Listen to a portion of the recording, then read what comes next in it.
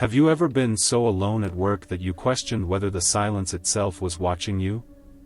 Imagine this: you're the only machinist in a factory the size of an airport hangar. The hum of the machines fills the air, until it doesn't. Then comes a sound.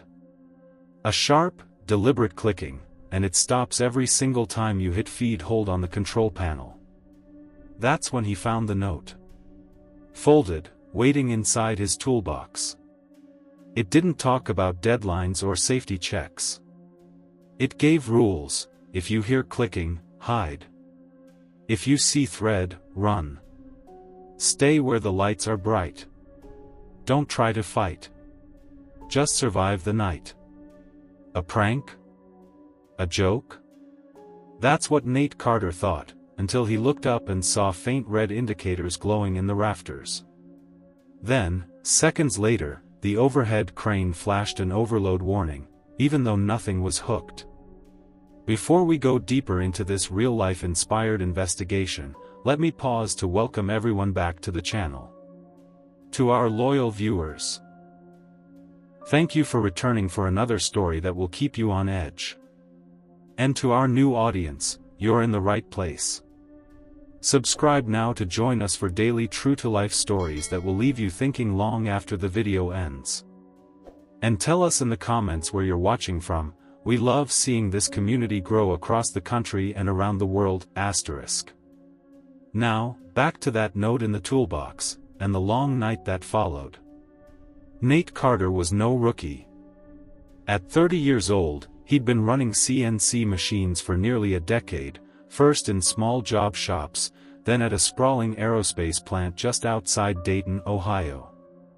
The work was steady, the pay was better than most trades, and after a recent departmental shakeup, Nate was reassigned to nights. Management called it third shift optimization. In practice, it meant one machinist alone on a floor the size of several football fields. The silence hit him first. No forklifts backing up. No chatter from tool crib staff. No janitors pushing brooms down the aisles. Only the hiss of coolant mist and the steady hum of end mills biting into alloy. OSHA-required goggles fogged under the harsh fluorescence, earplugs dulled the mechanical whine, and motion sensor lighting divided the building into uneven pools of brightness. Each zone stayed lit for 30 minutes, unless movement tripped the sensor. Beyond that, a wall of black, as if the building itself erased everything it didn't need you to see. For Nate, the adjustment was jarring. He'd always worked shoulder to shoulder with others, surrounded by background noise. Now, every step echoed. Every keystroke on the console sounded too loud. And worse, there were parts of the plant he couldn't even monitor. The security cameras, mapped on a schematic during orientation, showed clean coverage in high-traffic areas but left entire corridors blind. Older wings of the building had sensors that often failed to reset, creating dead zones no one walked through unless absolutely necessary. If something moved there, no lens and no guard would ever pick it up. Investigators later noted how important these blind spots were. Because when the clicking started again, it always came from the same unlit side of the shop, the very area where cameras didn't reach, and where light only returned if someone walked straight into it. It was on his third week of nights that Nate Carter opened his toolbox and saw something waiting on top of his torque wrench. A folded sheet of paper. Not a maintenance checklist, not a calibration notice, just a short message in block letters. You're not alone. It moves without sound. If you hear clicking, hide. If you see thread, run. Stay where the lights are bright. Don't try to fight. Just survive the night. At first, Nate dismissed it as a prank. In every shop, there are old hands who haze the new shift worker. A note like that could only have come from someone trying to get under his skin. He laughed it off, crumpled it, and threw it in the trash. But less than an hour later, something happened he couldn't explain. While a titanium job ran on its cycle, the room fell into one of those unnatural silences between tool changes. That's when Nate heard it, a faint, rhythmic clicking, somewhere beyond the reach of the light. Mechanical, but deliberate. And every time he pressed feed hold, the sound stopped. Start again, the clicking resumed. Stop the machine, silence. As though something out in the dark was responding to him. Investigators later reviewed possible explanations. In a facility like this, there are plenty. A thermal relay resetting. Sheet metal expanding against a frame. Even a loose guard vibrating under pressure. Each is common in heavy manufacturing. But the pattern, that the noise stopped exactly when Nate paused his cycle, was harder to explain away. That night, Nate pulled a small LED light from his pocket and scanned the aisle leading into the unlit half of the floor. The beam cut across two thin strands, stretched chest-high between machines. They weren't spiderwebs or dust. They had weight. The light caught their surface and showed the shimmer of drawn polymer, the kind of filament used in aerospace harnessing. Strong, adhesive, and not something that should ever be suspended in mid-air across a walkway. On-screen recreations show how Kevlar tow or polymer lines are normally routed overhead, secured to conduit and brackets. Never left hanging. For Nate, the discovery was immediate evidence that someone, or something, had interfered with his space. And from this moment on, he began to question whether that note in his toolbox was a joke at all. The following night, Nate Carter returned to his station expecting routine work. But when he looked up at the overhead gantry, something was different. Two strands hung down, thin, translucent, and swaying slightly in the recirculating air. They weren't dust or cobwebs. When he reached up with a gloved hand, the contact surprised him. The strands felt warm at first, almost pliable, before setting hard, like epoxy that cures on contact. They clung to the fabric of his glove and pulled back when he tried to break them free. This wasn't residue from coolant or wiring insulation. In aerospace manufacturing, polymer lines and Kevlar tow are common, but they're always routed inside conduit or secured with clamps. Strands left dangling across a work zone were not just out of place, they were a hazard. Nate knew enough to recognize that nothing about this fit standard procedure. Moments later, while he monitored a cycle, his cap suddenly lifted. It hadn't fallen. It hadn't blown away.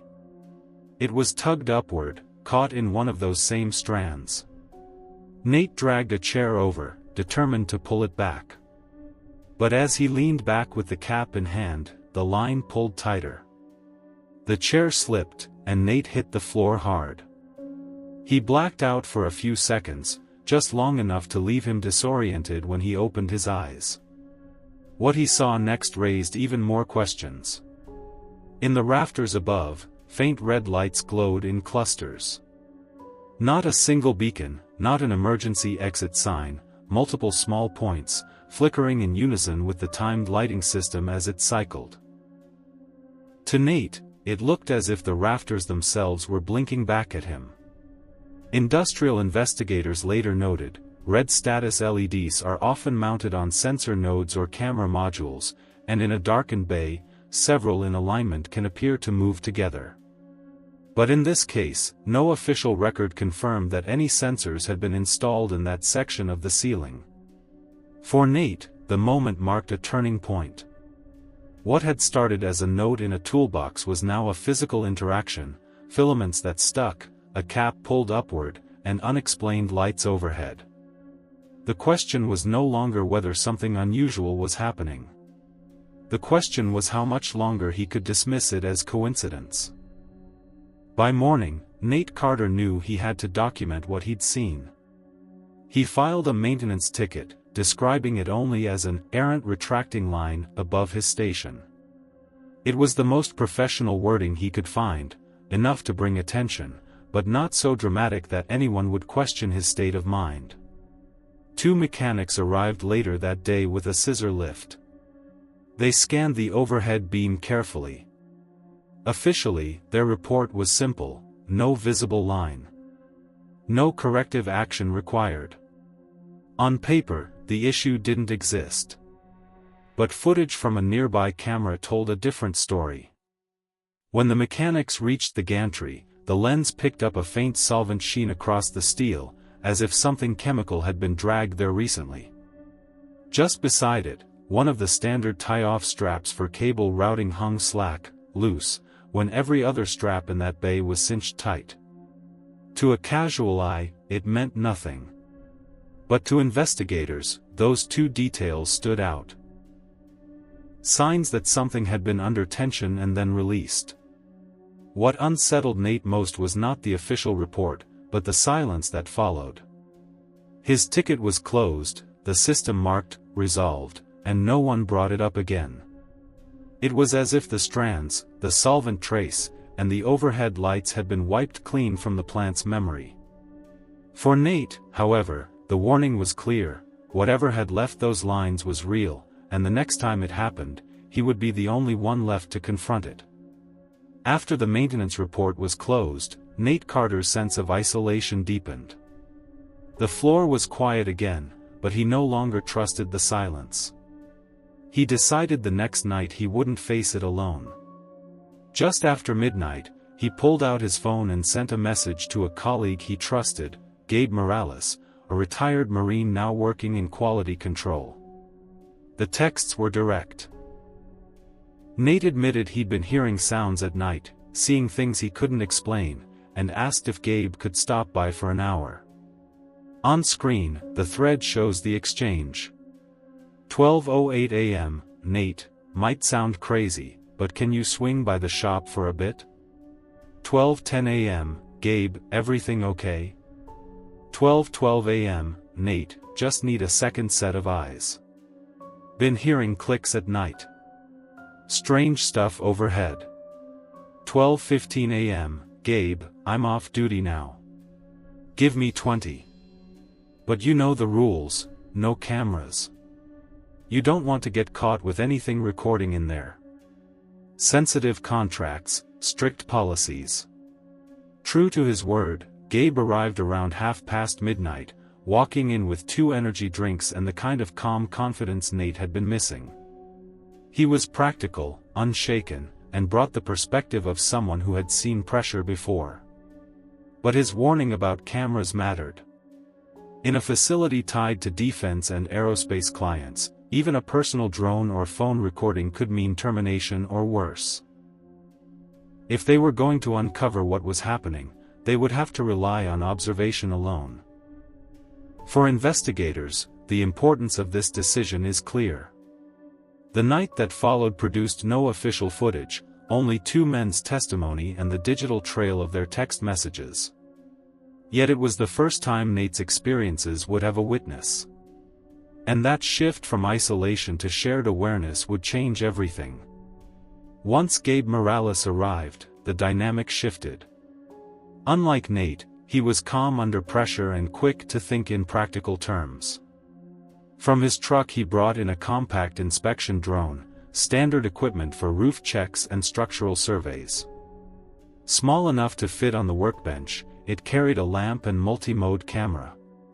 If cameras weren't allowed on site, this wasn't regulation. But to Gabe, it was the fastest way to confirm whether Nate's stories had merit. At 1:05 a.m., the drone lifted from the bench. Its white lamp illuminated the aisle ahead, cutting into the dark zone of the factory. As it hovered forward, Gabe switched the feed to night vision. The monitors showed silhouettes of machines lining the floor, quiet, rigid, lifeless. Then, with a tap, he shifted into thermal view. That's when the first anomaly appeared. Across multiple machines, the screen lit with glowing filaments, lines stretched taut, running from column to column. They weren't electrical wires or coolant hoses. Thin as thread, yet distinctly hot. Investigators later explained, in rare cases, polymer filaments can retain heat from friction, curing adhesive, or nearby equipment, enough for thermal imaging to register. But here, the density and spread of the strands told a different story. This was no routine maintenance byproduct. Then came movement. In the corner of the frame, a jointed shape crossed briefly through the thermal field. Not human, not a forklift, something larger, moving with mechanical precision. The feed cut out instantly with the sound of a metallic crunch, leaving only a blank screen asking for reconnection. For Nate, the silence in the room was almost worse than the image itself. For Gabe, it was confirmation. What Nate had been reporting wasn't a trick of fatigue or imagination. There was something in the dark zones of that plant, tangible enough to register on thermal, and strong enough to snap a drone from the air. When the drone feed went dark, the decision came quickly. Gabe Morales insisted he had to retrieve it. In his words, leaving expensive equipment scattered in a defense plant was not an option. Nate Carter, however, had no choice but to remain at his console.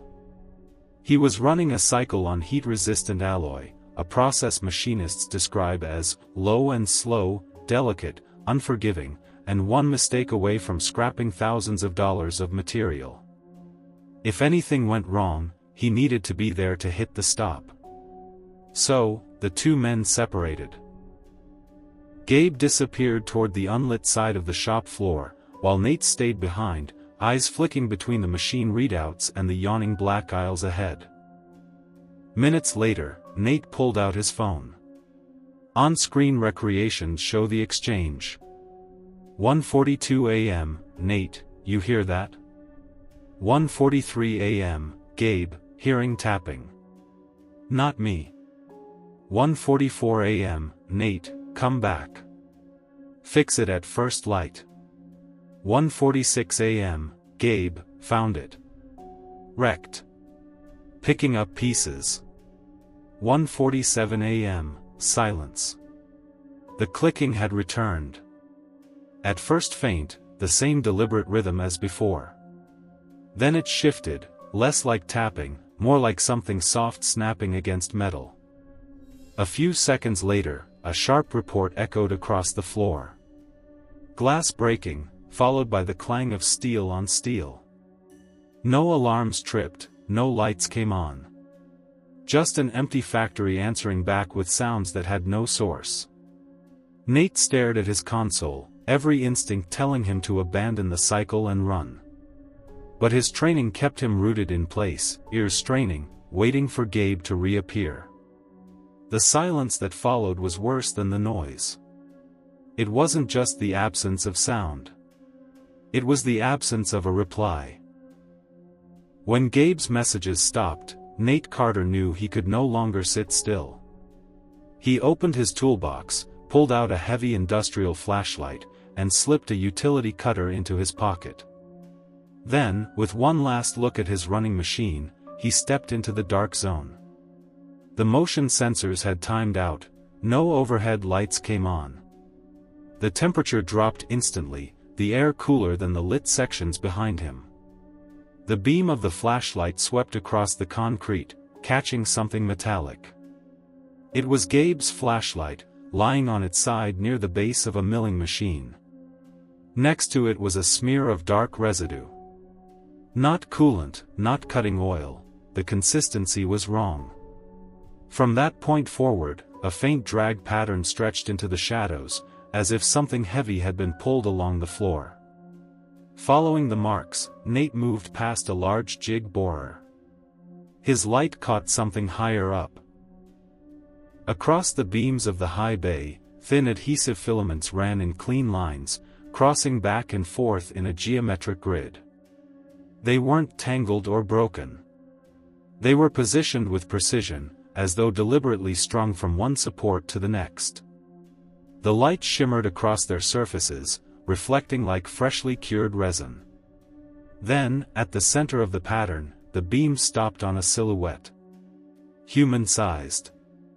Wrapped tightly in the same adhesive lines. The figure hung motionless, suspended several feet above the floor.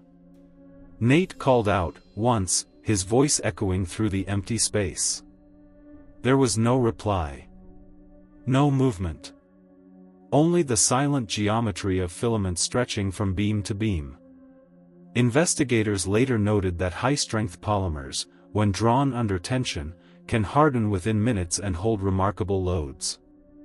But how those lines appeared in such patterns, in an area with no documented maintenance, remained unanswered. For Nate, the evidence was right there in the beam of his light. Something had constructed order in the dark, and something, or someone, was already caught inside it.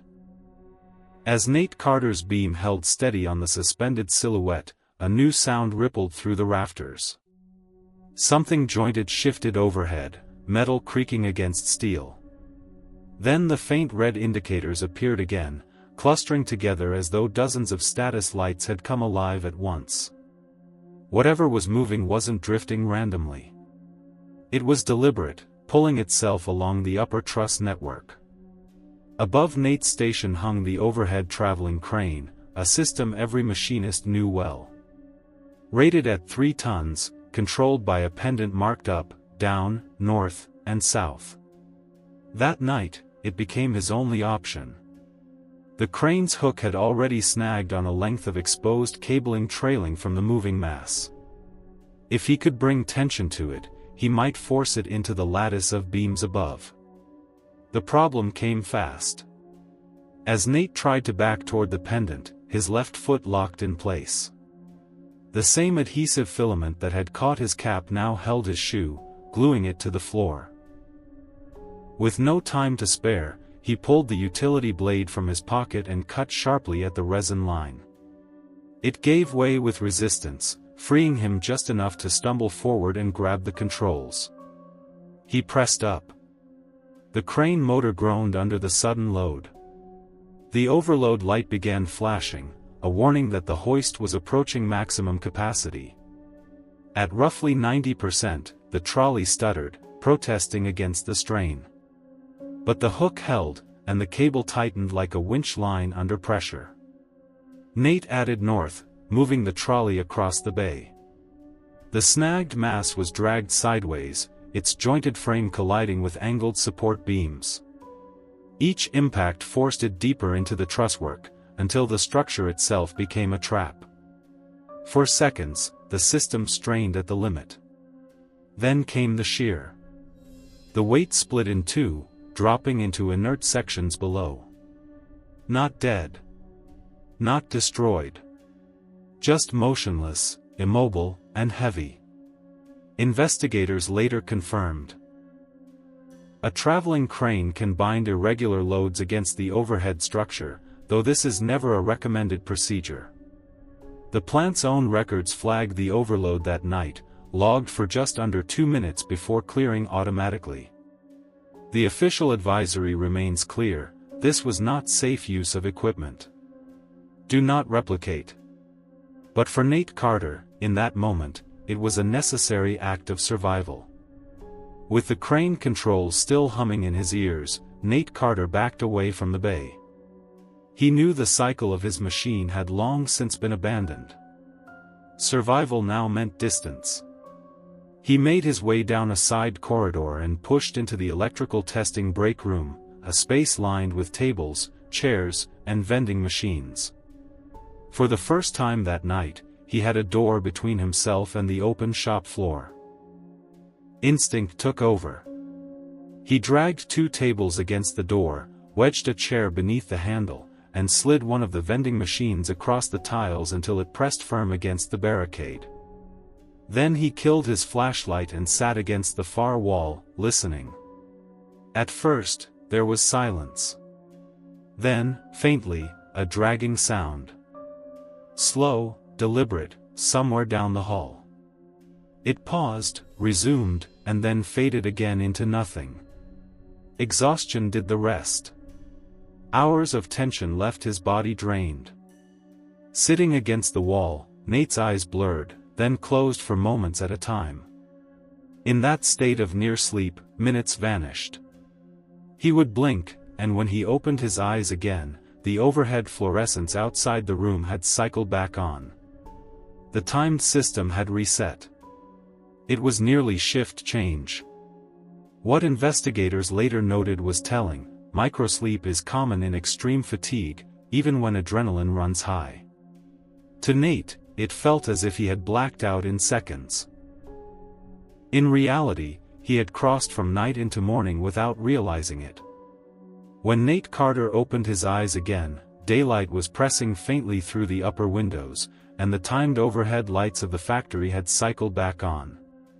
The shop floor looked transformed, not wrecked, not chaotic, but spotless. The filaments he had seen strung between beams were gone. The chain of the traveling crane hung at its proper 6-foot safety standard. Even the darkened bay where the drone had gone silent looked untouched. Then he noticed something that unsettled him more than the emptiness. On his bench sat his industrial flashlight, clean, fully functional, and beside it, the missing shoe he had cut free only hours earlier. Both items placed neatly, as though waiting for him. There was no note, no explanation, only the quiet suggestion that someone had reset the space behind him. Later checks confirmed traces that could not be erased.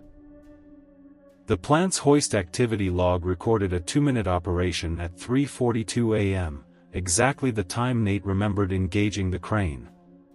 At 4:05, his maintenance ticket was automatically closed in the system with the comment, "No issue found." And when Human Resources pulled the digital records, one detail stood out: Gabe Morales's badge had last registered at 1:27 a.m. After that, there were no further reads. No exit swipe. No morning arrival. When Nate asked colleagues on other shifts about him, their responses were identical: confused looks, a shrug, and the phrase, "New contractor? Not on our roster." To investigators, this was not evidence of the paranormal. It was evidence of omission. Records can be purged, access logs can be flagged under non-disclosure, and contractors can disappear from a roster overnight if their work touches the wrong client. The pieces did not prove what Nate believed he had seen. But they did confirm one thing. The night's events left a digital fingerprint, however faint, that the system could not fully erase. At the end of his shift, Nate Carter didn't clock out the way he usually did. He went back to his bench, opened his toolbox, and placed a folded sheet of paper inside. On it, he wrote only one message, short, direct, and nearly identical to the one he had found weeks earlier. If you hear clicking, hide. If you see thread, run. Stay in the light. For him, it wasn't superstition. It was documentation. A final record for whoever might take that station next. He kept the original note for himself, but left behind his own version, almost like a chain of evidence, passed from one night worker to another. And for the thousands of machinists, custodians, and third-shift staff who know what it feels like to be alone in vast industrial spaces, the warning resonates. You're not crazy. Don't ignore unusual patterns. Keep the light on. Always know your exits. And trust the instincts that tell you when something isn't right. The official records list nothing extraordinary that night. No maintenance flagged. No contractors missing. Only one small digital artifact remains, a hoist overload warning, flashing once in the log at 3:42 a.m., before clearing itself automatically. Whether it was a system fault, a forgotten error, or evidence of something far harder to explain, only one fact is certain: Nate Carter survived the night. And someone else may face the same choice tomorrow. Before you go, we'd love to hear from you. If you've ever worked a night shift, or spent time alone in a building that suddenly didn't feel empty, share your experience in the comments. Where are you watching from tonight? Let us know below. And if stories like this keep you thinking long after the screen goes dark, make sure you're subscribed. We bring you real-life inspired investigations every day, and your support helps us uncover even more cases like this one. Don't forget to tap the notification bell, so you never miss a story. Thank you for watching, and remember, stay in the light.